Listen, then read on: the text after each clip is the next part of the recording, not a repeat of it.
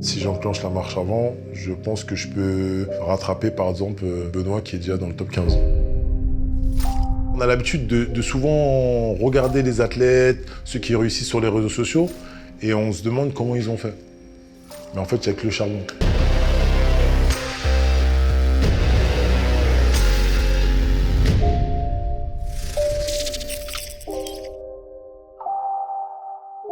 Bonjour à tous, alors interview long format numéro 2 sur la Winamax TV et pas des moindres parce qu'aujourd'hui on reçoit la toute nouvelle signature française à l'UFC et mon petit doigt me dit que ça va pas être juste un combattant de plus dans le roster mais quelqu'un qui risque de faire beaucoup de bruit en très peu de temps. Monsieur Oumar Sy, bonjour. Bonjour. Bon, merci d'être avec nous. Alors c'est vrai que pour l'instant, par rapport à d'autres prospects qui ont un peu plus de hype, je pense notamment à Baki, t'es un peu le secret le mieux gardé du MMA français. Alors avant de te laisser la parole juste, on va rappeler que t'as 27 ans, c'est ça? Exact. T'es invaincu? Exact. 9 combats, 9 victoires, c'est ça. 7 par finition. Bon alors comment Oumar Sy il a commencé le MMA? Un peu par hasard, voilà. J'ai joué dans un quartier avec des potes et voilà, on voulait juste se battre et voilà, savoir qui était le plus fort. Donc simple comme bonjour. Mais alors attends, moi d'après ce que j'avais compris, en gros tu jouais au foot, puis un jour tu te dis je vais faire de la muscu, et le hasard fait que dans la salle de muscu il y a des cours d'arts martiaux? Non, pas du tout. C'est pas que ça je faisais du foot jusqu'à un certain âge. Ensuite, j'ai arrêté le foot. À quel niveau? Non, je jouais en DHR, tu vois. C'était Ok. un niveau pas ouf. Quel poste? Milieu def. Milieu def? Milieu défensif. Et voilà, entre le foot et la musculation, j'ai eu un temps d'arrêt où je faisais pas grand-chose. Après la musculation, je voulais voir autre chose. Donc, je me suis inscrit à la salle du quartier et c'est comme ça que tout a commencé. Ça soulevait combien au développé couché? Franchement, pas lourd, hein. Jusqu'à Pas lourd. aujourd'hui, pas loin de 90, je pense, hein. Ouais. Ouais, pas plus. Ok. Et alors comment t'as commencé par le MMA tout de suite ou t'as eu une porte d'entrée, genre la boxe, le sol, la lutte? Non, c'est que dans la team où j'étais, à Clichy, il y avait de tout, en fait. Le mardi, ça pouvait être crossfit, le lundi, ça pouvait être boxe anglaise, le mercredi, kickboxing, le jeudi, grappling. Donc, c'est comme ça que tu as commencé, ouais. Tu connaissais le sport avant de tomber dans cette salle? Non, pas du tout. Pas du tout. Pas du tout. C'est quoi tes premiers contacts avec le MMA à la télé ou dans les médias? J'avais pas trop accroché, en fait. Par rapport à ce qui se passe à la télé, j'étais pas trop dedans, tu vois, j'étais plus concentré sur moi. Ça passait pas à la télé en plus à l'époque. Je regardais plus sur YouTube, tu vois, des trucs comme ça, mais non, je m'y voyais vraiment pas. C'était plus du loisir. Ok. Qu'est-ce qui faisait que ça t'attirait pas? C'était que c'était trop la violence? Non, c'est pas que ça m'attirait pas, c'est que je m'y voyais pas, tu vois. Ok. Et en fait, je pense qu'aujourd'hui, on a l'habitude de regarder les gens qui réussissent et de se dire que nous, on peut pas. Et je pense qu'en vrai, on a tous deux bras, deux jambes, mais on peut. Alors comment ça se passe au début? Tu commences, donc il y a un peu de crossfit, un peu de boxe anglaise, un peu, je pense, d'autres arts martiaux. C'est ça. À partir de quel moment vraiment tu te dis et tu commences le MMA en tant que sport et discipline à part entière? À partir de mon troisième combat. Troisième combat. Ouais. Le truc, c'est que même si j'ai gagné mes 3 premiers combats, entre la muscule et le MMA, en fait, il fallait que j'adapte mon corps pour le MMA, le temps d'adaptation, en fait. Attends, je te coupe, mais c'est une dinguerie ce que tu me dis. Donc en gros, t'as commencé le MMA après avoir déjà commencé ta carrière professionnelle? C'est ça. C'est ça. C'est ça, c'est ça. Et comment tu t'entraînais pour ces 3 premiers combats? C'était du loisir, hein. Franchement, j'allais à la bagarre, c'est tout. J'y allais une fois par jour, c'est tout, hein. Mais tu t'entraînais comment? C'était quoi? C'était vraiment les règles du MMA avec les petits gants ou c'était Non, c'était des gants de boxe, tu l'improvisation? vois. Franchement, j'allais juste à la bagarre. Il n'y avait pas de cours spécifiques, il n'y avait pas de grappling. C'était vraiment, on faisait du MMA. Et par chance, j'ai gagné, tu vois.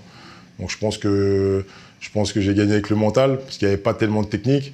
Mais voilà, après, je me suis professionnalisé. Parce que moi, je suis un peu plus âgé que toi, même carrément plus âgé, je pourrais être ton père, je crois, mais ah oui, on dirait pas, mais si, ouais. Le truc, c'est que j'ai des souvenirs du 100% Fight 36, où je devais combattre. J'avais regardé les cartes parce que j'avais un pote qui combattait dessus. En fait, il y avait eu une hype incroyable dessus parce que il y avait Kalash Criminel, le rappeur, qui devait faire l'entrée dans des combattants. Il avait déjà fait dans les 100% Fight et je me rappelle, en regardant, je me disais ah ouais, cette carte, je devais y aller. Cette carte a été annulée et en gros, si j'ai bien compris, c'est en 2018. Tu dois faire tes débuts au 100% Fight et t'as 3 combats qui sont annulés d'affilée. C'est ça. Et tu finis par aller combattre en Suisse. C'est ça. Qui te trouve ce combat? Mathieu Nicourt. Mathieu Nicourt de la FFA? Pourtant, on n'a rien à voir ensemble, tu vois, mais voilà, j'avais envoyé un message avec un compte Facebook et marqué Oumar MMA professionnel, alors qu'en vrai, il n'y avait rien, tu vois. Et voilà, il m'a répondu, il m'a dit qu'il allait me trouver quelque chose. Et il m'a pas donné de nouvelles. Et du jour au lendemain, il m'a dit voilà, il y a une carte en Suisse pour des pro débuts. Eagle FC. C'est ça, le Eagle FC. Et voilà, il m'a appelé et j'y suis allé. Donc aujourd'hui, je le remercie. Voilà, attends, moi j'aimerais revenir sur ce petit épisode parce qu'on est dans une époque où les choses ont vraiment changé avec l'explosion du sport. T'as des mecs qui maintenant, par exemple, sont en tête d'affiche de la race, je pense notamment à Axel Sola. Il y a un gros circuit amateur en France et toutes les petites pépites maintenant qui sont passées pro, ils ont quand même une expérience en amateur. Toi, tu me dis, même pas tu t'entraînes en MMA pur, tu te fais repérer par Hatch pour le 100% fight, comment ça se passe déjà? Et puis après, tu me dis que tu vas en Suisse un peu à l'arrache, Mathieu Nicour il trouve un combat, je pense qu'il te connaissait ni d'Ève ni d'Adam. Explique-nous un peu parce que t'as conscience qu'en 2023, c'est-à-dire juste 5 ans après au final, c'est un autre monde. Non, c'est ça, c'est que voilà, par chance, Mathieu Nicour m'a appelé. Donc j'y suis allé. Après Hatch, c'est pas lui qui m'a repéré. Il faut remettre les choses en place. C'est mon coach qui lui a couru après pour me trouver un combat. Okay. Voilà, donc j'y suis allé. Donc mon premier combat, j'ai été payé. Mon deuxième chez Hatch, j'ai même pas été payé. Mais bon, c'est pas grave, tu vois. Là, tu dois le croiser dans les événements vu que t'es partout, vu que vous êtes partout. Ouais, mais on se... Voilà, quoi. Tu peux lui demander les 100 € qu'il te doit, non? Bah, vas-y, je calcule même pas, tu vois. En vrai. un dîner au moins.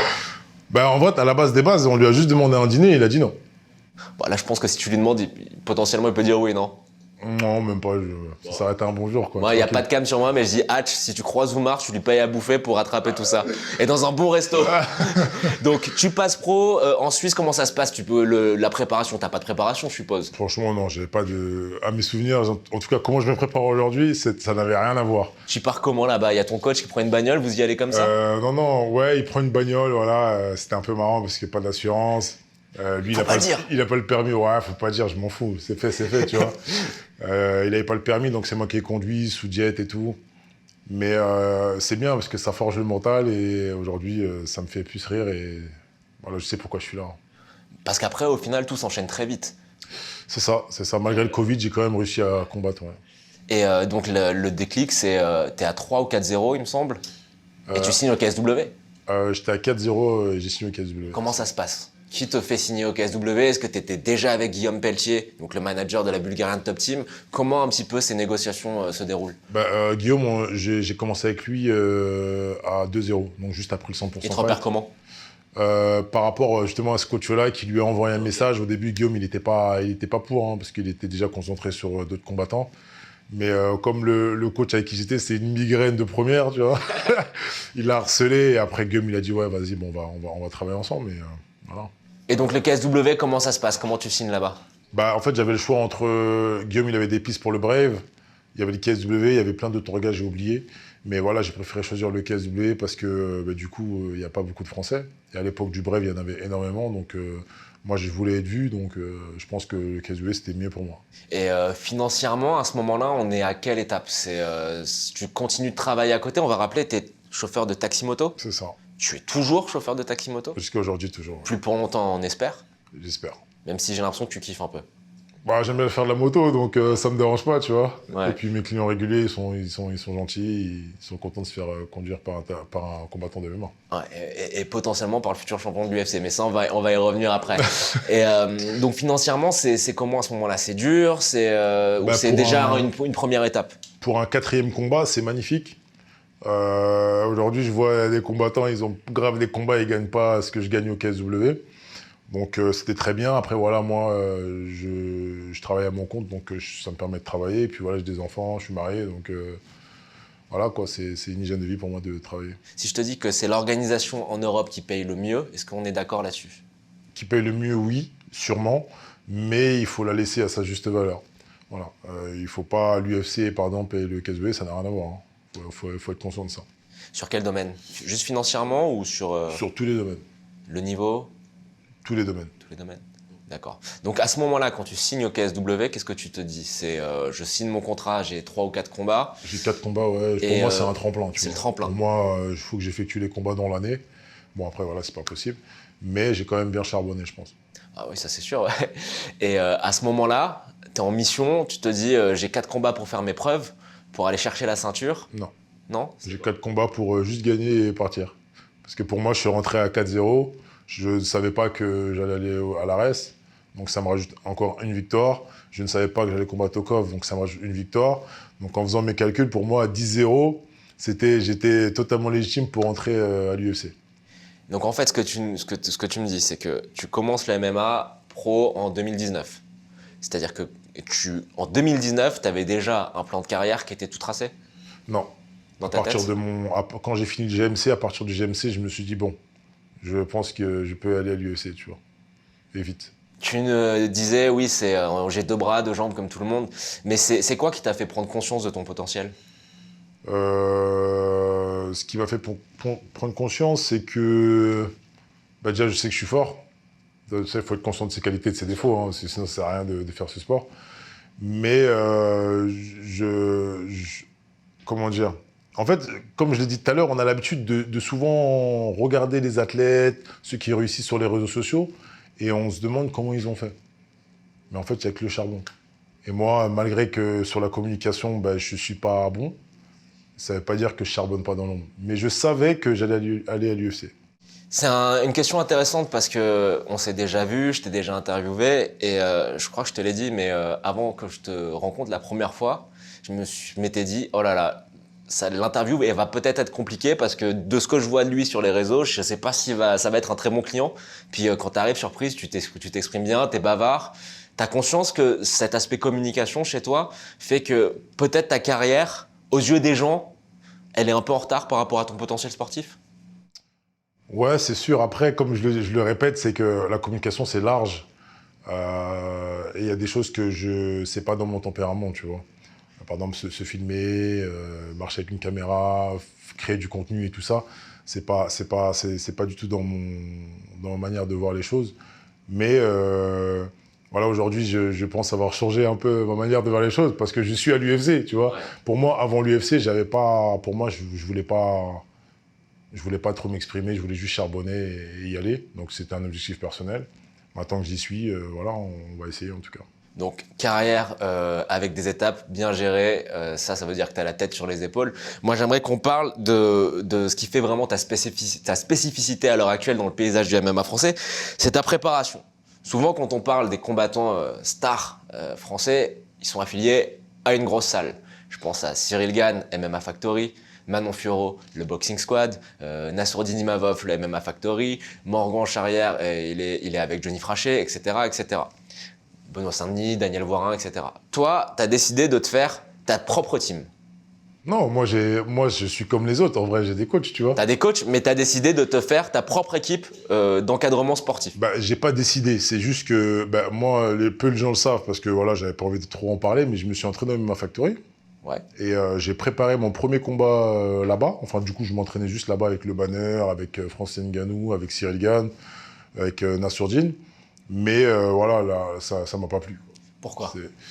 Voilà, j'avais eu une petite histoire avec Fernand, mais c'est rien de ouf. Hein. C'est juste que j'ai préparé chez lui un combat sans lui dire que je préparais un combat. Donc lui, il me proposait de signer chez lui les 3 ans, etc.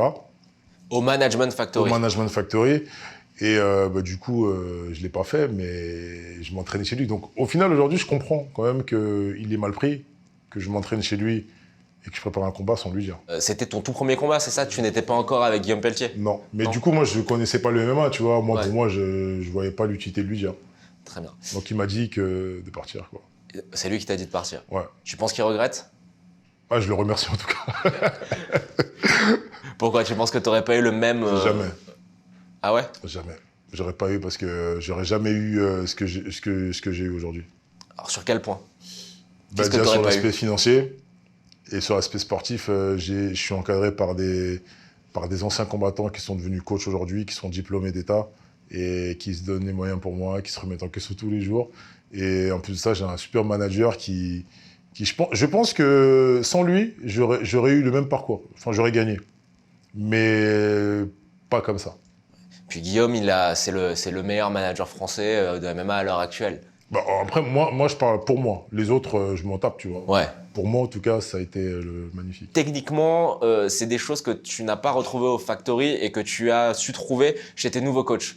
C'est ça. Tu parlais de remise en question. C'est vraiment ça? C'est juste le fait de pouvoir, d'avoir des entraîneurs qui sont capables d'être ouverts, ou c'est le fait d'avoir un encadrement qui est 100% focus sur toi, la diff? Le truc, c'est que tous les coachs avec qui je suis aujourd'hui, ils collaborent tous ensemble, donc je les ai tous présentés. Donc c'est pas, je sais pas, il y en a pas un qui va me faire un fractionné le soir et le lendemain matin, l'autre il va me faire un fractionné tapis par exemple, tu vois, ça n'a pas de. Donc ils sont tous en lien, ils sont tous dans l'ombre, donc c'est ce que j'apprécie. Moi aussi, je suis dans l'ombre, mais voilà, on bosse vraiment. Moi, par exemple, je vais au grappling, tu vois, À la MK Team? à la MK Team, et je bosse vraiment la spécialité de chaque discipline. Alors, on va présenter un peu ton équipe. C'est ça. Alors, pour la boxe anglaise, C'est honoré à Boxing Squad de Pantin. ok. Pour le sol, c'est La MK Team de Olivier et Florian. ok. Et tu as aussi un préparateur physique qui est très Qui est important. Rachid Metlouchi, ouais, c'est ça. Ok. Et mon coach de MMA, Alexis Mayel. Alors, tu nous disais qu'il se parlait, qu'il y avait une bonne coordination entre ces 4 personnes-là. Raconte-nous un peu comment se passe une semaine type. Tu comprends que ça intéresse les gens parce qu'en général, Ouais. tu dis, tu vas dans un gym, tout doit être... Les gens, ils disent, quand tu vas dans un gym, ça doit être facile parce que tout l'encadrement technique doit se parler et du coup, tu as un programme réglé comme du papier à musique. Moi, Là, comment ça se passe pour toi? Bah, j'ai prépa physique 3 fois par semaine, donc le lundi, le mercredi et le vendredi à 6h30 du matin. Donc je termine à 8h, je rentre, je dors. J'enchaîne le JJB le lundi et le jeudi à 15h. La boxe le lundi et le jeudi à 19h. Mardi matin, fractionné sac. Jeudi matin, fractionné sac. Et j'ai grappling le mardi soir et le vendredi matin. Donc le vendredi matin, j'enchaîne prépa physique plus grappling. Mais du coup, sur le grappling, il faut être assez intelligent pour mettre moins d'intensité, pour éviter les blessures. Et mercredi soir et vendredi soir, boxe anglaise, et samedi matin, sparring MMA. Samedi matin, sparring MMA. Donc, tu as une fois par semaine seulement, c'est pas une critique, c'est juste un constat, une fois par semaine seulement du MMA pur. C'est ça. Mais du coup, il faut avoir un minimum et un maximum d'intelligence pour pouvoir tout regrouper en une fois. Parce que moi, je viens de cette école où on fait pas trop de sparring. Tu vois, les 3 fois par semaine, 4 fois par semaine, se manger des coups, nous, on n'est pas dans ça. Tu vois. Donc, nous, on vient de l'école où il faut se préserver un maximum. Beaucoup de répétitions, beaucoup de techniques, beaucoup de cardio. Et une fois par semaine, on s'en met plein la gueule. Et c'est sur 5 fois 5 minutes et on s'arrête. C'est pas 20 rounds ou, tu vois. T'es avec combien de sparring partners le samedi? Et on doit être 7-8. 7-8? Ouais. Ok. Tu les trouves comment? C'est plus maintenant des frérots, tu vois. Ok. Y a Kevin Oumar qui est dans ma catégorie Ouais, aussi. évidemment, ouais. Il y a Ronnie Bouzy, il y a mon coach de MMA qui est Alexis Mayol qui tourne avec nous, Rachid Metlouchi, Prince Anouala. Il y a beaucoup de mecs du kickboxing qui viennent et tout ça, Fabrice, voilà quoi. À l'instant T, on peut pas dire que ça n'a pas marché parce que les chiffres parlent d'eux-mêmes. T'es à 9 victoires pour 9 combats, t'es invaincu, on l'a déjà dit. Est-ce que tu penses que ce modèle-là de préparation peut fonctionner jusqu'à la ceinture de l'UFC? Ou est-ce que tu penses qu'à un moment, tu vas devoir faire des ajustements? Non, je pense que ça peut marcher. Il faut juste être sérieux et il faut avoir des coachs aussi qui se remettent en question, qui essaient de te faire progresser, qui se remettent en question la manière d'entraîner. C'est pas toujours tu viens, tu fais la même chose. Non, il faut que... Bon, après, j'ai la chance que c'est tous des anciens combattants. Donc, Ouais, ils savent ce que c'est. bien sûr. Et voilà, c'est la chance que j'ai. À quel moment tu travailles question un peu geek, mais à quel moment tu travailles le catch control? La MK Team, Ouais. j'ai la chance. En Contre fait, les murs? partout où je vais, j'ai la chance d'avoir des combattants MMA avec moi. Donc, à la MK Team, un des sparring partners que j'apprécie le plus, c'est David Beer. Ouais. Voilà, avec qui je progresse énormément. Qui est aussi entraîneur. Qui est aussi entraîneur. C'était mais l'entraîneur de Michael Lebou. je pense que c'est l'entraîneur de Michael Oui, Lebou encore. parce c'est ça. qu'on ne sait pas s'il est à la retraite ou pas, mais bon, on va dire qu'il est à la retraite. Non, Mika. oui, franchement, moi, je tourne avec lui, il est pas à la retraite. Tu vois, Ancien combattant, catch warrior, David C'est Beer. ça. Et voilà, il y a Nassourdine aussi qui vient en ce moment. Il y a Michael Lebou, il y a pas mal de mecs du JJB ou du grappling qui sont là, mais qui sont extrêmement forts aussi en cash control, etc. Donc c'est là-bas que je fais mon cash control. Et on t'a vu aussi, tu en profites, le fait de ne pas être affilié à un gros gym en France, tu vas un petit peu à droite à gauche. Alors, je sais que tu as été au Brésil, Ouais. mais le plus connu, c'est que tu as été au All-Star Gym en Suède. Donc, l'ancienne salle, parce que maintenant il est parti, de Khamzat Chimaev. Bon, t'as déjà raconté 10 000 fois, je suis désolé, je vais être obligé de te poser la question, mais comment ça s'est passé le sparring avec Khamzat? Déjà, ça s'est bien passé pour moi parce que j'ai préféré prendre le bon côté des choses. Maintenant, je le répète, quand je dis qu'il n'a pas voulu boxer avec moi, c'est pas qu'il ne sait pas boxer, c'est juste qu'il a fait parler le sol. Point. Et du coup, j'ai préféré prendre le bon côté, et ce qui m'a fait, donc maintenant je le reproduis sur d'autres. Mais dans la salle là-bas, c'était pas le plus fort avec qui j'ai pu tourner. Hein. Ah ouais, c'était qui? C'était Jonathan Westin, Il combat inconnu mais incroyable. Il combat où? Il a combattu au PFL, Ok. incroyable. Il y a un très gros niveau quand même au All-Star. Ouais, si. Gustafsson, Ramzat à Si, l'époque. c'était un bon niveau. Et moi, vu que je commençais, j'étais en pleine découverte, tu vois. Je pense qu'aujourd'hui, si je tourne là-bas, c'est pas pareil. Sincèrement. Parce que voilà, j'ai pris du niveau, j'ai pris du gabarit, j'ai pris de la force, j'ai pris de la technique. Mais là, voilà, je suis arrivé, j'y allais, j'avais 4 combats. Je préparais mon premier combat au KSW, donc j'étais en pleine découverte dans le MMA. Bah, c'est vrai que pour ceux qui t'ont jamais vu combattre, et j'espère que cette interview va leur donner envie de se replonger sur tous tes combats, c'est que j'ai l'impression qu'à chacune de tes sorties, il y a quelque chose d'un peu nouveau. T'ajoutes quelque chose, et puis on voit ta progression qui est assez linéaire. Au début, j'ai l'impression que t'étais un peu plus dans la bagarre. Puis au fur et à mesure, on voit que t'es devenu très intelligent dans ta manière d'approcher. Très stratégique, ouais. Très stratégique, que en grappling, t'as fait des progrès monumentaux. D'ailleurs, j'avais été choqué, je fais une petite aparté. C'était Arès contre Paulin Béguet. Tu sautes sur une clé de talon. Bah, t'as vu, le poteau, il fait 2,50 m aussi, tu vois. Donc son talon, il était loin derrière, mais c'est dommage. Franchement, aujourd'hui, même Axon, il tape pas. Ouais, Tu penses? sûr. Bon, alors, pour rester dans cette thématique de préparation de tes entraîneurs, est-ce qu'au final, avec le modèle que tu es en train de mettre en place, tout l'écosystème, c'est le terme à la mode dans la MMA, que tu es en train de mettre en place autour de toi, le but, ce serait pas d'avoir la salle ou Marcy avec toute cette équipe et puis d'autres combattants? Bah là, après, il faut l'aspect financier qui suit, tu vois. Mais moi, ça me dérange pas. T'as vu, je suis en moto, toutes mes salles sont à 15 minutes. Tu vois, franchement, ça me dérange pas. Et je kiffe, moi, me déplacer, changer de salle. Quand je vais à la boxe, je suis avec, la plupart, c'est des amateurs. Donc voilà, je suis dans l'univers de la boxe. Quand je vais au grappling, je vois d'autres personnes encore. Quand je vais au jiu-jitsu, je vois encore d'autres personnes. Donc moi, je kiffe. C'est ça qui te plaît, qui ouais. t'empêche de tomber dans Bah, l'ennui? tous les jours, t'es avec les mêmes personnes et tout, tu vois. Je dis pas que ça m'aurait dérangé, parce que moi, je me j'aime serais bien. adapté. Mais ouais, non, moi, le fait de changer de salle, un jour d'aller à la Courneuve, un jour d'aller dans le 20e, moi, je kiffe. Ok. Et on parlait là brièvement de ton style. Alors, moi, j'ai te dit un truc, tu vas me dire si t'es d'accord avec moi, je veux pas te mettre mal à l'aise, mais si je te dis que parmi tous les combattants français, tu es le meilleur combattant de MMA défensivement dans tous les domaines du combat, qu'est-ce que tu me réponds? Non, je suis d'accord avec toi. Moi, je suis, bien sûr. Maintenant, J'ai dit défensivement.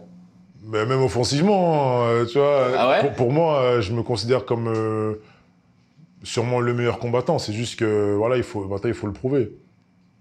Alors, défensivement, moi, j'y crois vraiment. Offensivement, tu me dis que t'es meilleur, je te provoque, hein, mais que t'es meilleur en striking que Cyril Gane et en grappling qu'Abdoul. Non, c'est juste que,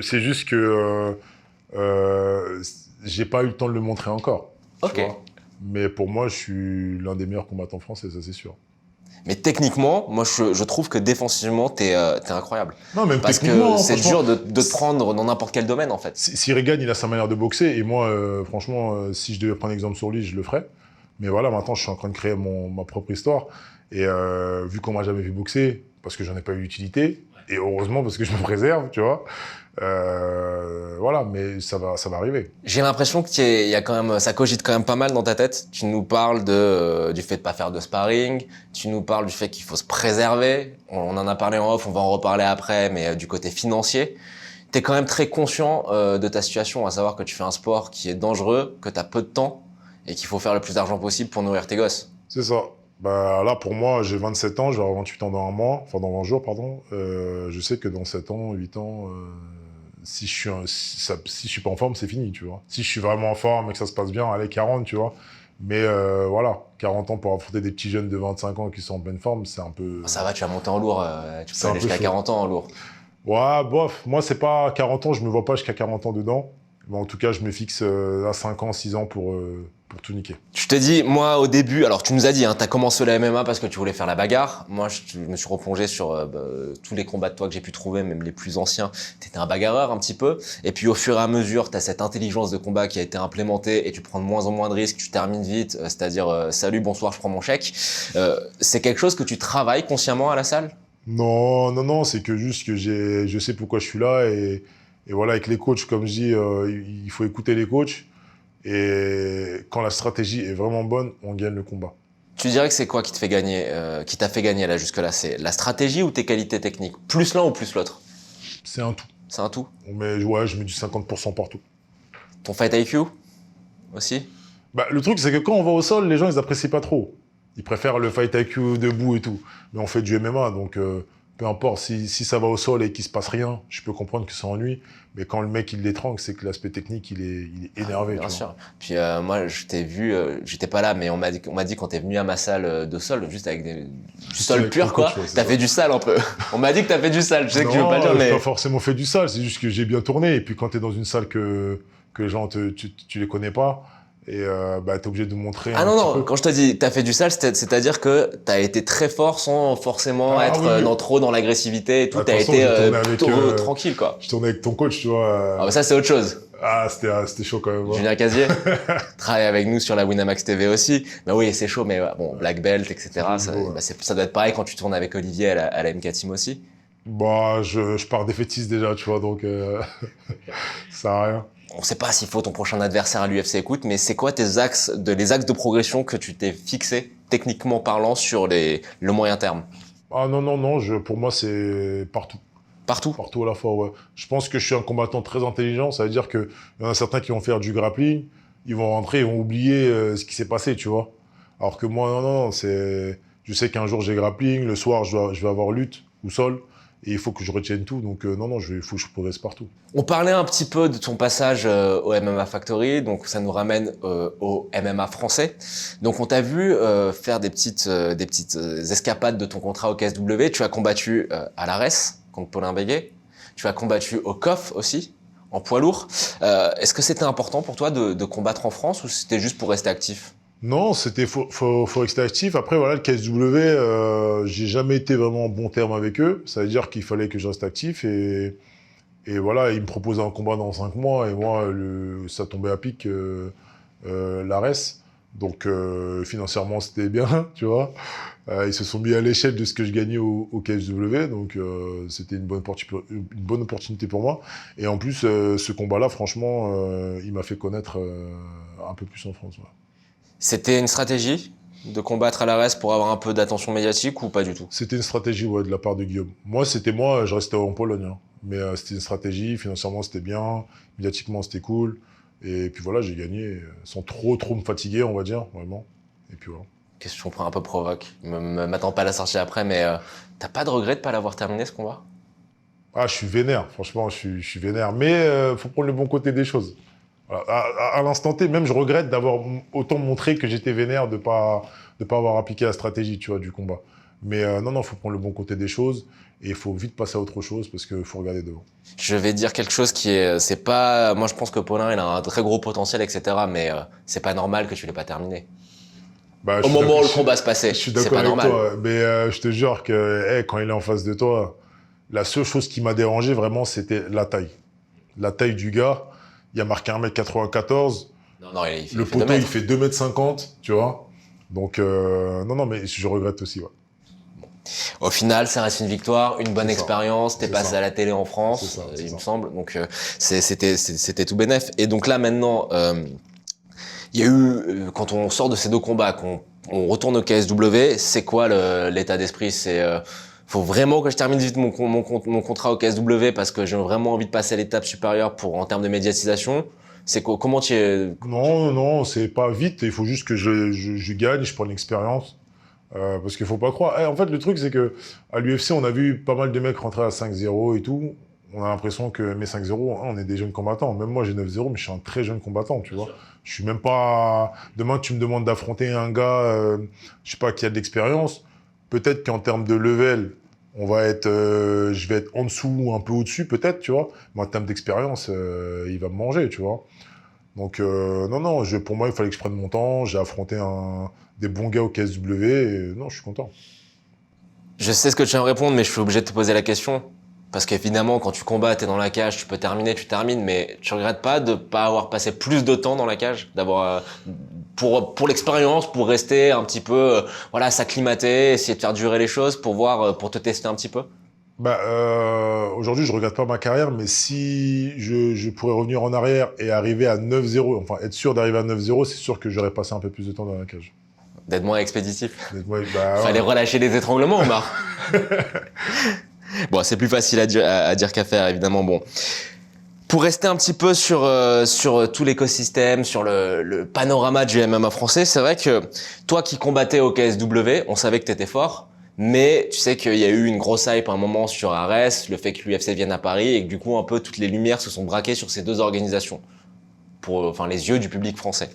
Toi, on avait l'impression que tu étais le mec qui était un petit peu loin et puis voilà, on savait pas trop comment ta carrière évoluait. Je parle en me mettant dans la peau du grand public. Ouais, et du coup, il y a eu des rumeurs un petit peu folles sur toi qui ont circulé. Il y en a 3 qui, pour moi, ont fait quand même du bruit, notamment sur les réseaux, dans la communauté du MMA français.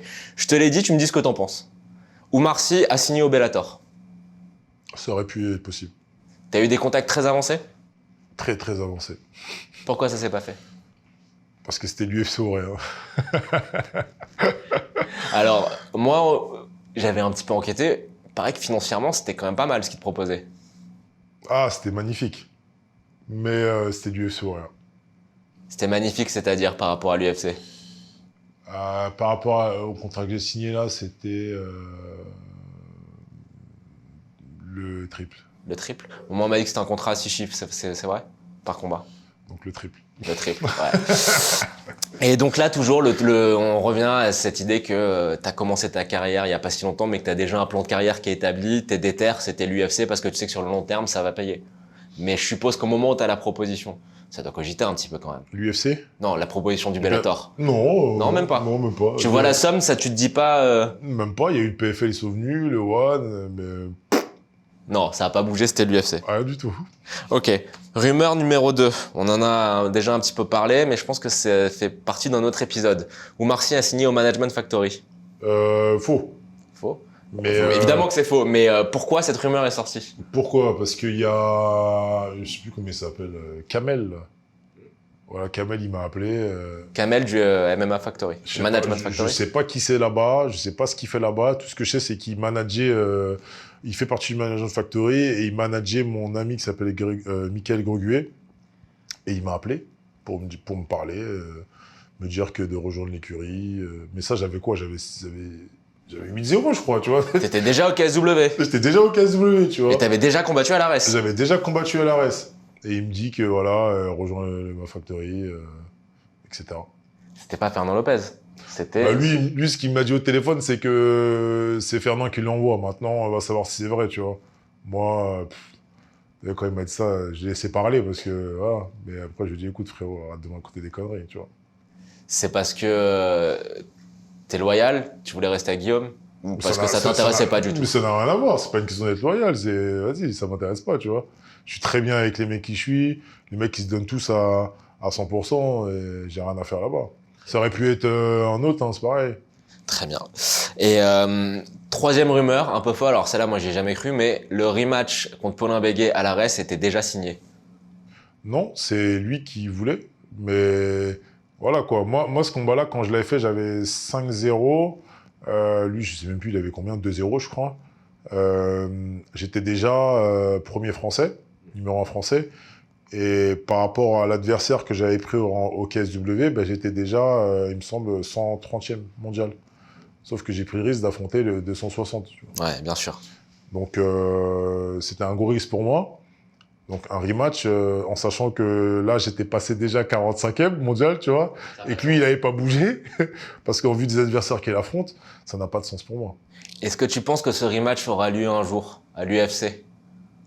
Non, parce que là, je pense pas qu'il rentrera à l'UFC, en tout cas. Ah ouais? Il est jeune encore. Ouais, mais ouais, pour entrer à l'UFC, il faut quand même affronter des vétérans, des trucs comme ça, ou être super exceptionnel, ce qui n'est pas. Vous êtes sur deux trajectoires totalement différentes. Bah non, on n'est pas sur deux trajectoires différentes. C'est moi, je suis loin devant et lui, il est loin derrière. Tu penses quoi, de manière générale, question générique, mais tu penses quoi de l'ambiance dans le MMA français? J'ai posé cette question à Guillaume Pelletier, donc ton manager, qu'on a reçu pour la première interview en format. Donc on parlait du canard enchaîné, hein, du MMA français qui est être maître fumier, et qui a mis un gros coup de pied dans la fourmilière. Et c'est vrai qu'on a l'impression que le climat autour du MMA français, il est pas très sain, surtout en ce moment. Il y a plein d'histoires qui sont en train de sortir, des petites guéguerres de chapelle. Toi, on a l'image du mec qui est dans son coin quand même, parce que tu as ta team, t'es bien entouré. C'est quoi ton regard extérieur par rapport à tout ça? Bah, moi, je suis comme quelqu'un du grand public qui a juste, je regarde, je rigole et puis c'est tout, hein. Mais franchement, je m'en fous. Moi, je regarde, je suis là pour moi. C'est très court. Là, une carrière, c'est très court et je regarde tout droit, mais dès qu'il y a des trucs marrants, maître fumé et tout, ça me fait rire, tu vois. Donc toi, Omar, t'as combattu en Pologne, donc t'es familier avec l'environnement du MMA polonais. C'est très différent du MMA français. Il y a aussi des petites guéguerres de chapelle, des drames, ou c'est Bah, spécifique à nous. à mon avis, je pense qu'il doit y avoir des guerres, mais pas des guerres de gamins comme il se passe aujourd'hui en France, tu vois. Là, c'est des trucs de gamins qui sont en train de faire, hein, tu vois. Ils sont en train de se critiquer, même devant les caméras et tout.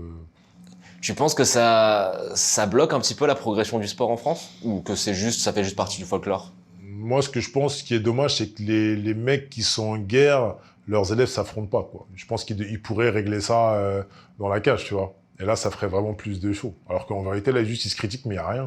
C'est juste, ils se critiquent, quoi. Toi, tu serais prêt à affronter Bah non, mais tes entraîneurs sont pas en guerre avec personne. Non, moi, ils sont pas Non. en guerre, non. Non. Mais s'il y avait une rivalité, et il faut la régler, les rivalités, tu vois. Faut bien savoir qui est plus fort. Aux États-Unis, il y a des rivalités entre les teams. Masvidal, Les grosses teams. Covington. Bah, c'est ça, etc. et il faut bien la régler dans la cage. Donc celui qui gagne, bah, c'est que le coach, en général, ou la salle est plus forte que l'autre. T'as pas un peu réglé cette rivalité, les petits problèmes que t'as eu avec le MMA Factory en battant Paulin? Non. Moi, j'ai pas eu de problème avec Fernand. Non, je te dis, mais le fait qu'il t'ait mis dehors de la salle ou quoi? Non, en fait, c'est pas dehors, genre dehors. C'est juste, il m'a dit, écoute, tu m'as pas respecté et tout, voilà. Et on peut pas lui donner tort sur Ben, le bien sûr. coup en plus. Non, c'est pour ça que j'ai précisé tout à l'heure que aujourd'hui, je comprends finalement son point de vue, c'est normal. Mais non, moi, j'ai rien réglé du tout, hein. On s'est croisés 25 fois, on n'en a jamais discuté. Et puis voilà. Et on parlait un petit peu des critiques, etc., des gens qui parlent les uns sur les autres. Bon, moi, ce que j'aime bien, c'est que je t'ai déjà vu dans des médias, tu fais des plateaux télé, maintenant t'es presque un peu consultant. Je t'ai vu être un peu consultant même, il me semble. Ce que j'aime bien chez toi, c'est que, comme les jeunes ils disent, tu dis les termes, quoi. Tu parles français. Tu regardes les combats. T'es un mec qui aime le MMA, tu connais un petit peu, enfin tu connais même très bien les gens du roster, tu regardes l'actualité. Et quand on te demande ton avis sur les combattants français, t'as jamais ta langue ta langue dans ta poche. Est-ce que ça t'a déjà causé des soucis avec les autres? Ah non, pas du tout. Parce que je pense qu'il faut savoir dire les choses, mais pas dans le... faut savoir être respectueux, rester respectueux. Voilà, ce sport, c'est... Enfin, dans le sport, en général, on a tous des qualités et des défauts. Donc si je trouve qu'un, il a des défauts, je le dis, et puis voilà, après, ça regarde que lui, hein.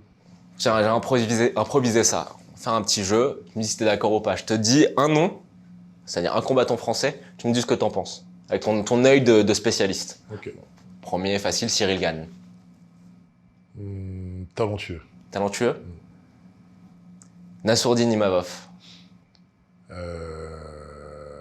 Très très bon combattant. Qu'est-ce qui lui manque pour passer le step d'après? Maintenant que tu as pu t'entraîner avec lui à l'M4 notamment. Puis tu t'étais entraîné avec le Factory. De mon avis, je pense qu'une nouvelle équipe. Ah ouais? Passer les étapes, ouais. C'est fort ce que tu dis. Tu sais que ça va faire du bruit, hein? Non, après, moi je sais des choses que peut-être que vous savez pas et vous allez voir, c'est tout. Il y a des rumeurs qui ont déjà commencé à circuler. Mais tu sais, j'aimerais rester 30 secondes sur Nassourdine parce que maintenant que tu tournes avec lui régulièrement, notamment au sol, c'est que on m'a toujours dit, tous les gens qui se sont entraînés avec Nassourdine m'ont dit, c'est le mec le plus talentueux qu'on a jamais vu. Sauf que, quand on regarde ses prestations dans la cage de l'UFC, j'ai l'impression qu'il y a une très grande différence entre ce qu'on nous vend et le niveau de performance qu'il arrive à afficher dans la cage. Toi, qu'est-ce que t'en penses? Bah, j'en pense que... Non, je pense que c'est vrai. Mais voilà, même si le niveau... son niveau et le niveau qu'il y a en France, c'est pas pour lui. Tu vois, là, il roule sur tout le monde, tu vois, il tabasse les gens et tout. Je pense qu'il a besoin d'aller aux États-Unis, par exemple, ou en Thaïlande, ou je sais pas, à Dubaï, je sais pas, avec des gars forts, tu vois, qui le mettent un peu en difficulté. Parce que là, ici, il est à l'aise, tu vois. Tu penses que c'est psychologique le problème, qui fait qu'il n'arrive pas à afficher les mêmes niveaux de performance dans la cage? Non, je pense que juste l'entraînement, c'est l'entraînement et le combat, c'est le combat. Ouais. Voilà, demain, on le voit avec Khamzat, par exemple.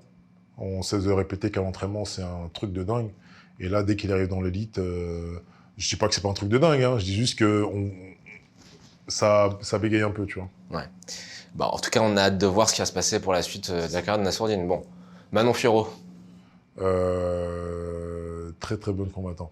Tu penses que ça va être la première, la première combattante française à prendre la ceinture? Bah, j'espère pour elle en tout cas. Très bien. Baki, Bessongour Shamsoudinov. Charbonneur à mon avis. Je regarde pas trop, mais de ce que je vois et tout sur les réseaux, ça a l'air d'être un charbonneur. Tu l'as jamais croisé dans une salle? Bon, on s'est vu une fois, il me semble, à Arès, mais ça arrête là. Saladin Parnasse. Génie. Génie. On est d'accord, surtout que tu as pu le voir ça de très près au KSW. Allez, on va rentrer chez les copains, tes copains, parce qu'ils sont dans la même team que toi, la Bulgarian Top Team. Morgan Charrière.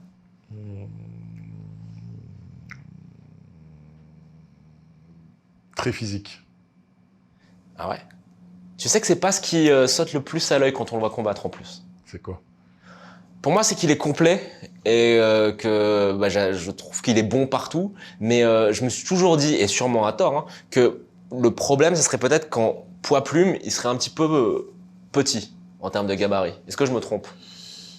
Bah, moi, ce que je pense, c'est que son physique, c'est un atout de ouf pour lui. Je trouve que son physique, c'est ce qui fait qu'il... Il est tonique, hein, c'est un ninja. C'est ça.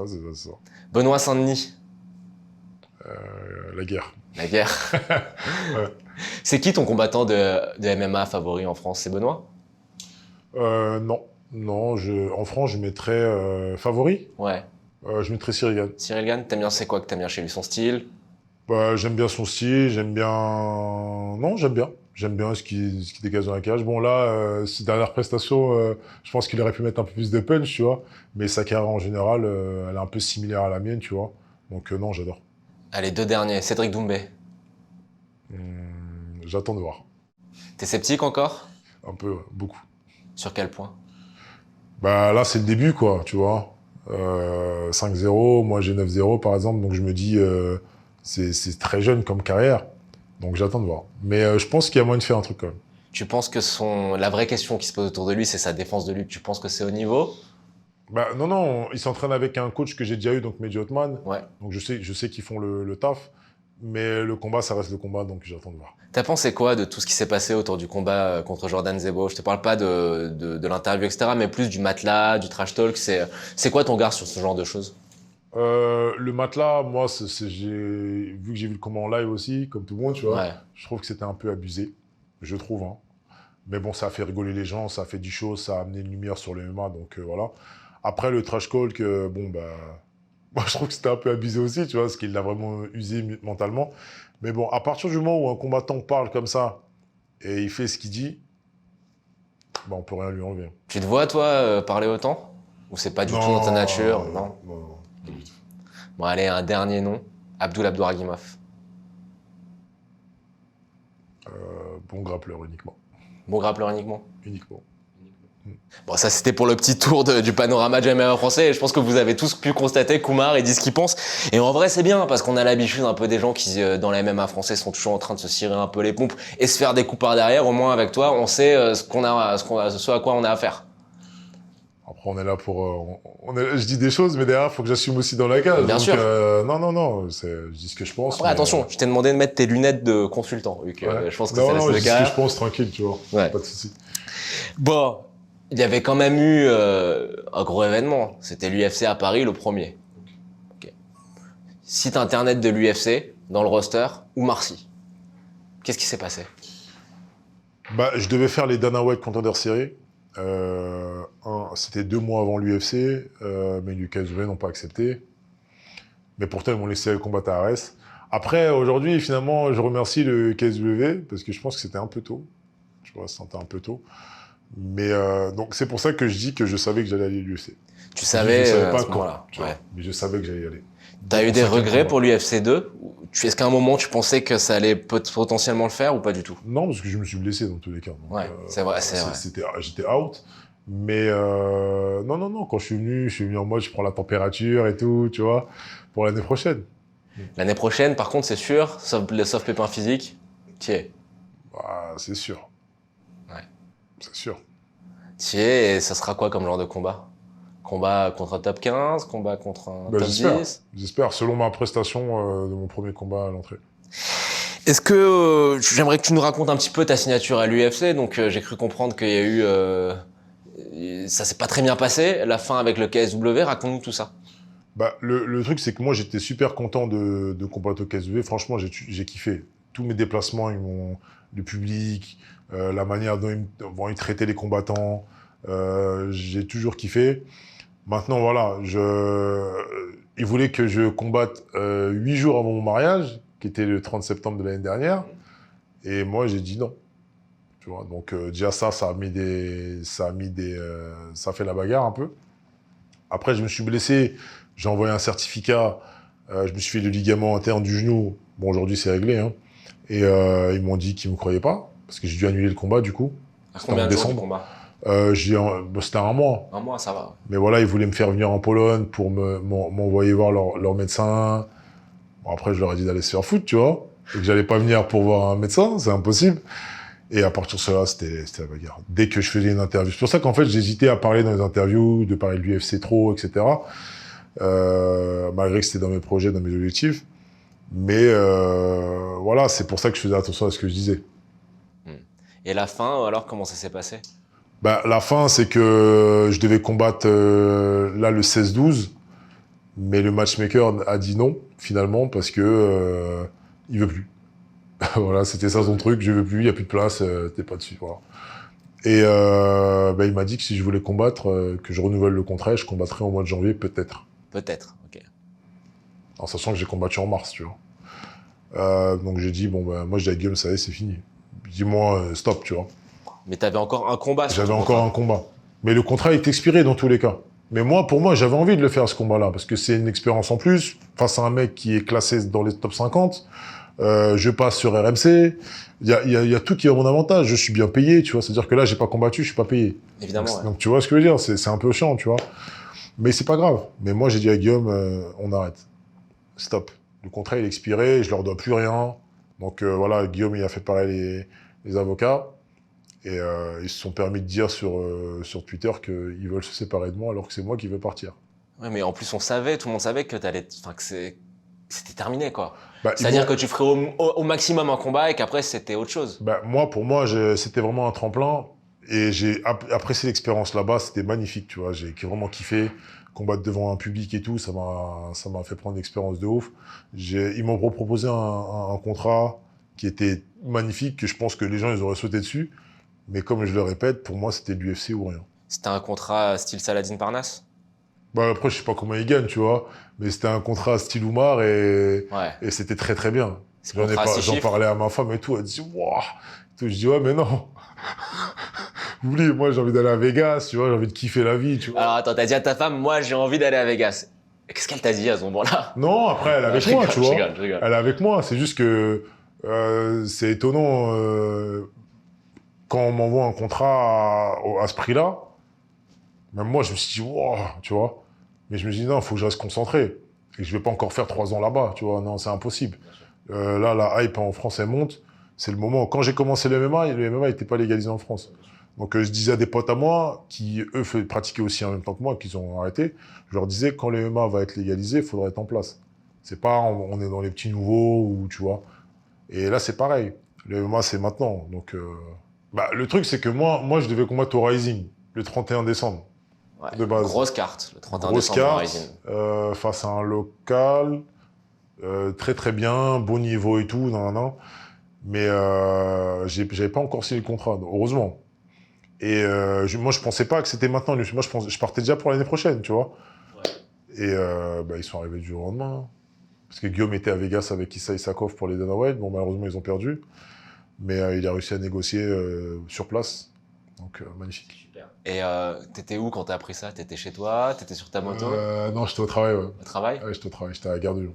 T'as fait quoi? T'as fait une roue arrière ou? Non, même pas, parce que j'étais pas étonné, en fait, tu vois. Tu savais? En fait, il y a des mecs qui vont signer à l'UFC, ils vont sauter, tu vois. C'est comme quand il y a des mecs qui gagnent, souvent ils sautent de ouf, et tout. Moi, je suis pas étonné de gagner, donc bon, c'est pas pour faire le mec, hein, mais je suis pas étonné. Donc là, quand il m'a dit ça, D'ailleurs, il a voulu me faire une petite blague. Il m'a dit, ouais, annule le mois de décembre, tu vas combattre au COF. Je dis, comment au COF? Il m'a dit au COF et tout. Je dis, non, non, non, tu vois. Après, il me dit, félicitations et tout. Je dis, bah, merci. Je dis, merci beaucoup, c'est gentil, tu vois. Donc, c'est comme ça que c'est passé. Mais franchement, non. Je suis content parce que voilà, c'est le premier objectif personnel de toute ma vie que j'arrive. Tu vois, donc je suis content parce que j'ai jamais rien réussi à faire d'autre que ça, tu vois. Bah, tu t'es marié, tu as eu des enfants aussi. Ouais, non mais je parle dans le professionnellement, Ouais. tu vois. Professionnellement, j'ai jamais entretenu un truc et j'ai réussi à le faire. Donc là, je suis content. Bon, alors malheureusement, il y a ce pépin, tu t'es blessé. C'est ça. Ça retarde un petit peu tout. Ça retarde tout complètement. Il y a une chirurgie qui est prévue. Bah ouais, là, je me fais opérer le mercredi 8. Ok. Et après, je suis out pendant 5 mois. Donc, Ok, donc ça nous ramène au mois d'avril. c'est ça. T'espères débuter quand? Au mois d'avril. Au mois d'avril? Là, le truc, c'est que j'ai 3 mois d'arrêt si je fais pas le con, si je me reblesse pas dessus, si j'écoute ce qu'on me dit de faire. Donc, je vais écouter. Et au mois d'avril, c'est bien, comme ça, s'il y a un UFC Paris au mois de septembre, octobre, je peux renquiller. Avant de rentrer dans le détail du sportif, moi j'aimerais te demander, depuis que ta signature a été annoncée, est-ce que tu as senti un peu de changement autour de toi? Les gens ils te regardent différemment? Est-ce que le boulanger le matin il dit bonjour Omar Sy, combattant de l'UFC? Comment ça se passe? Ouais, dans les salles de sport où je vais, tout ça, ouais, mais sinon, non. Il n'y a rien qui a changé, tu vois. T'es déçu qu'il y ait rien qui ait changé? Bah, depuis que j'ai commencé le MMA, enfin, depuis que j'ai pris un certain niveau, ouais, je suis un peu déçu, mais après, voilà, on s'adapte, on va continuer à travailler. Par rapport à l'UFC, tu disais que voilà, c'était quelque chose que tu avais accompli, la première chose que tu avais accompli professionnellement. C'est quoi pour toi cette signature? Ça représente quoi à part ça? C'est un rêve qui se réalise ou c'est simplement une étape de plus? Non, c'était pas un rêve pour moi, c'était juste un objectif. Et voilà, j'avais des objectifs en tête, je les ai rayés, et maintenant, place aux nouveaux objectifs. C'est quoi les nouveaux objectifs? C'est pour moi déjà, c'est vraiment étape par étape, c'est rentrer dans le top 15 pour commencer. Eh ben, on va rentrer dans le vif du sujet, on va faire un petit peu le même jeu, mais là ça va être vraiment, je te dis un nom, tu me réponds un mot, et on va parler des combattants de ta catégorie. Allez, Anthony Smith, Je gagne. Johnny Walker, Je gagne. Blachowicz, Très bon combattant. tu gagnes ou pas? Avec une bonne stratégie, je pense. Alex Pereira, Avec une bonne stratégie, je pense. Jiří Procházka, Ah, c'est tueur à gage. tu gagnes ou pas? Je pense pas. À l'instant T, mais dans 2 ans. Pourquoi pas. Mais là, actuellement, c'est chaud. T'es lucide. Non mais c'est bien, c'est bien. Tu sais qu'il te reste du chemin à parcourir. Ah non, Et là, moi, c'est... pour moi, je te donne un dernier nom parce que il passe un peu sous les radars, mais je pense qu'il est pénible. Alexander Rakic. Bah, pour moi, c'est un des meilleurs, mais c'est juste qu'on le voit pas, tu vois. Fragile. Ouais, fragile, ça se blesse et tout. Il y en a même un autre, Khalil Rountree aussi, tu vois. Ouais. Et c'est pareil, je comprends pas comment ils sont pas dans le top du top, tu vois. Est-ce qu'il a un sol, Khalil Rountree? Est-ce que Khalil Rountree dans une cage face au Omar Sy, c'est pas Omar Sy qui se dit on va pas tenter le diable, je l'accroche et je l'épuise et je le soumets? Bah, moi, franchement, je pense que je pourrais boxer avec lui, il n'y a pas de souci. Après, voilà, comme je dis, avec une bonne stratégie, on peut tout faire. On a vu des combats, on les voit. Hein. Ouais. Parfois, les mecs, on dirait, ils vont se faire niquer, mais avec une bonne stratégie de combat, tu gagnes. Tu penses que c'est ça qui va faire la diff pour toi à l'UFC? C'est ça qui va faire la diff pour moi. Parce que moi, je viens de la nouvelle génération, tu vois. Donc, Et si je te propose un parcours idéal, on va dire que c'est comme c'est en politique, le projet Omar Sy 2025, c'est-à-dire Omar Sy champion de l'UFC en 2025. Si je te dis que je te donne un parcours, tu vois, je fais le matchmaker, je me dis bon, on prend un combattant au pif dans le top 20 pour commencer, peu importe qui. Et puis en deuxième combat, je te propose directement Dominique Reyes, qui est classé dans le top 12, qui reste quand même sur 4 défaites d'affilée. Ensuite, je te dis, bon, je t'aurais bien proposé Ozdemir, mais apparemment, tu vas aller t'entraîner avec lui, donc peut-être compliqué. Mais si je te dis, je te donne un vétéran comme Anthony Smith en troisième combat. Quatrième combat, bon bah, Alexander Rakic, sous réserve qu'il ne se soit pas reblessé. Et puis, prochain combat, c'est le title shot. T'en penses quoi? pour les noms, je serais partant, mais à quel prix? C'est ça qui va compter? Ah, c'est ça qui compte. Explique-moi un peu la logique derrière ça. Ce qui compte, c'est que En fait, on est là pour on est tous là pour un but, mais à quel prix? Dans le sens où, voilà, moi, je suis à mon premier contrat, donc qui a été négocié gentiment, contre un mec, je vais me péter contre un mec qui est potentiellement à son 4e ou 3e contrat. Donc, moi, je vais me battre pour, je sais pas, moi, je dis une connerie, 30 000, par exemple, alors que lui, il est à 190, tu vois. Ou voire plus, parce qu'ils ont déjà fait les title shots, etc.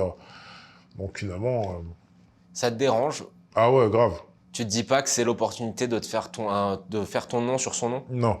Non. Non, non, parce que après, je vais me battre contre encore des mecs au-dessus et qui gagnent encore plus. Au KSW, ça me l'a fait en mars.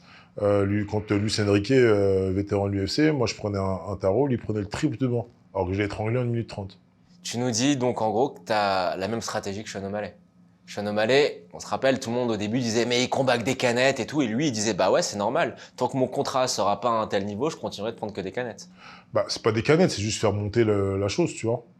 Voilà, 4 combats, pour moi, 4 combats, être dans le top 15, c'est bien. Imaginons qu'il me re-signe. 4 combats pour entrer dans le top 10 pour arriver au title shot, on est bon. Après, t'as capté, Omar, que la catégorie dans laquelle t'es, si je suis aussi confiant du fait que tu puisses être champion de l'UFC, c'est parce que t'es fort, mais aussi la catégorie, elle est un peu dévastée. Le niveau est pas aussi fort qu'en lightweight ou qu'en welter, ça, c'est un fait. Mais t'as conscience que si tu fais 4 combats à l'UFC et que tu gagnes les 4, ça peut amplement suffire pour arriver à un combat pour la ceinture. Moi, je pense pas. Tu penses pas? Je pense pas. Parce que ceux qui sont pas classés, les Ménifiel et tout ça, là, faut les passer déjà. Sur quel plan tu penses? C'est physiquement? Non, c'est des mecs qui sont forts. Franchement, ils sont forts. Et je sais pas comment l'UFC, finalement, ils font pas le top, ils les mettent pas dans le top. Ça t'inquiète d'ailleurs le fait que l'UFC arrête sa collaboration avec l'USADA? Bon, je m'en fous. Je t'en fous. Bon, parce qu'en plus, tu viens de la Pologne, on sait qu'en Pologne, on va pas se mentir, les contrôles antidopage, c'était Non, très il y en avait pas. laxiste. Il y en avait Il n'y pas. avait pas. Jamais. Donc t'es habitué. Tu t'en fous, tu t'en fous. Donc maintenant, si je récapitule, on est d'accord, t'es à l'UFC, on met la 5e, on appuie sur l'embrayage, on met la 5e, on ralentit plus, et direct vers la ceinture. C'est direct. Tu nous parlais d'objectifs qu'il fallait atteindre, c'est ça, c'est être champion de l'UFC. J'espère un jour, ouais. Bon, et pour terminer, encore une fois, je veux pas te mettre mal à l'aise, mais je regarde les catégories dans lesquelles les autres Français forts combattent. Je pense notamment à Benoît Saint-Denis, qui est en poids léger, un aquarium marocain, avec des mecs forts partout. Je pense à Morgan Charrière, qui est en 66 kilos, pareil, aquarium marocain, c'est n'importe quoi sa catégorie. Et donc, comme je te l'ai dit, je regarde ta catégorie, je regarde tes qualités. Je regarde aussi le fait que, depuis le départ de John Jones, il n'y a pas vraiment eu de champion qui a réussi à s'installer. Si je te dis, Koumarsi sera le premier combattant masculin, bien dit masculin, aller chercher la ceinture de l'UFC, tu me dis quoi? Je dis que le premier, je sais pas, le deuxième, pourquoi pas. Parce que voilà, dans ma caté, c'est pas vide, mais si j'enclenche la marche avant, je pense que je peux rattraper par exemple Benoît qui est déjà dans le top 15. Tu penses que un autre combattant français masculin aura la ceinture avant toi? Bah, je mise encore un peu sur Cyril. Je trouve qu'il est, bah, il est encore là, hein, il est encore dans le. Donc je mise sur Cyril, moi. Ouais. Bah Omar, écoute, merci pour ton temps. Ouais, moi, je te merci à souhaite vous. Vraiment un bon rétablissement. On a hâte de te voir dans l'octogone. Ouais. Et puis à très vite. Hein. Merci à vous, merci.